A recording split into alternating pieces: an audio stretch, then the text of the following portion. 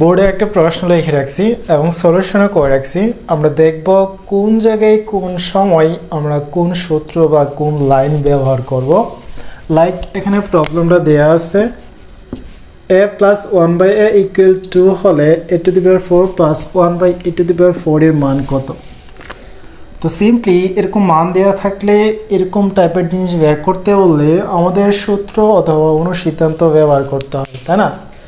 তো এক্ষেত্রে বেশিরভাগ ক্ষেত্রে 99% কেসেসে আমরা অনুসিদ্ধান্ত ব্যবহার করব।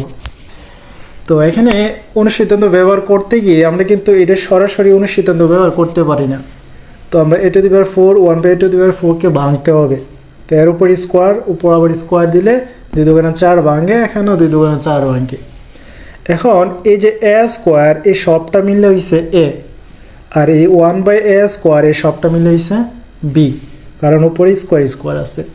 তো a স্কোয়ার প্লাস b স্কোয়ারের অনুসিদ্ধান্তটা হচ্ছে কি a plus b whole square minus 2ab।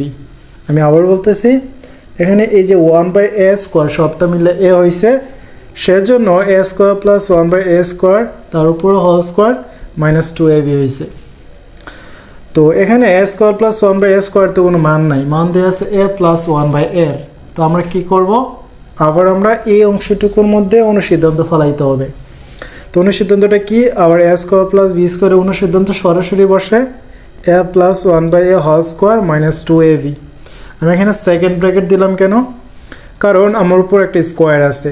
দেখো এই যে এই অংশটুকুর অনুসিদ্ধান্ত হচ্ছে এতটুকু a plus 1/a whole square minus 2ab, আর এর উপরই স্কোয়ার স্কোয়ার, আর এদিকে a স্কোয়ার আর 1/a² এটা কাটে গেলে 2 থাকে, এখানে -2। ঠিক আছে, তো এই অংশটুকুর পরিবর্তে মূলত আমরা এই অংশটুকু পাইছি, আর উপরে স্কোয়ার -2।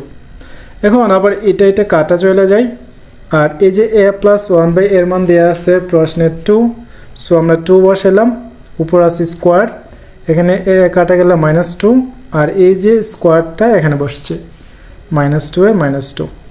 তো 2 স্কোয়ার মানে 4 -2, উপর হচ্ছে স্কোয়ার -2, 4 এর থেকে 2 গেলে 2, উপর স্কোয়ার, এই যে -2, 2 স্কোয়ার মানে 4, 4 -2 ইকুয়াল হচ্ছে 2।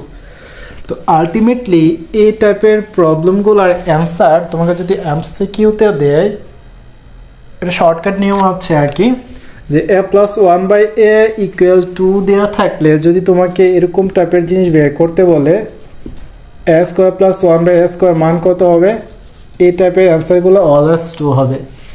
এই যে a⁴ প্লাস 1/a⁴ দিছে, এইটার মানও 2।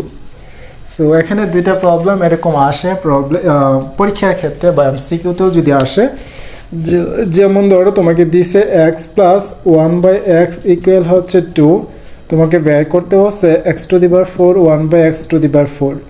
যদি এমসিকিউ আসে অঙ্ক করতে হবে না, এটার মান হবে 2। ঠিক আছে, সো মানের অঙ্কগুলো এরকমভাবে হয় আসলে। তো এখানে একটা জিনিস যারা একেবারে কম বোঝে তাদের ক্ষেত্রে আমি বলি, a স্কোয়ার 1/a² কাটাকাটি যায় কীভাবে, অথবা a ইন্টু 1/a কাটাকাটি যায় কীভাবে। দেখো a স্কোয়ার ইন্টু 1/a² মানেটা আসলে কি আমাদের বুঝতে হবে। এই a স্কোয়ারের নিচে মনে মনে 1 আছে, তো a স্কোয়ারটা উপরের সংখ্যা, তাহলে উপরে a স্কোয়ার আর 1 গুণ হবে, গুণ হয়ে উপরে যাবে, আর নিচে a স্কোয়ার আর 1 গুণ হয়ে নিচে হবে a স্কোয়ার। তো এটা কাটাকাটি গেলে 1 হয়, সিম্পল। সেমভাবে এই জায়গাটা যেমন a ইন্টু 1/a কাটাকাটি যায় কীভাবে, তাহলে এটা নিচে মনে 1 আছে, তাই না? তাহলে এই দুইটা গুণ হয়ে উপরে যাবে, a ইন্টু 1 উপরে a, নিচে এ দুইটা গুণ হবে 1 ইন্টু a কাটাকাটি গেলে 1। সো a ইন্টু 1/a যে কথা, a/a একই কথা। তাইলে আমরা এরকমভাবে কোনাকুনি কাটতে পারি, এরকমভাবে যেরকম আমরা কাটি। তো এই জিনিসগুলা মিড লেভেল স্টুডেন্ট একটু কম বোঝে। তো এই জিনিসগুলো ক্যালকুলেশনগুলো যত ফার্স্ট বুঝবা, অঙ্ক তত ভালো করতে পারবা। ঠিক আছে, সো আমার টিকটকে যদি দেখে থাকো বা ফেসবুকে দেখে থাকো, অবভিয়াসলি ইউটিউবে যাবা, ত্রিকোণমিতির উপর 8, 9, 10 গণিত বইয়ের শিট দেওয়া থাকবে আমার ভিডিও ক্লাসগুলোতে, ভিডিওর ডেসক্রিপশনে, ওইখান থেকে ডাউনলোড করে নিতে পারবা।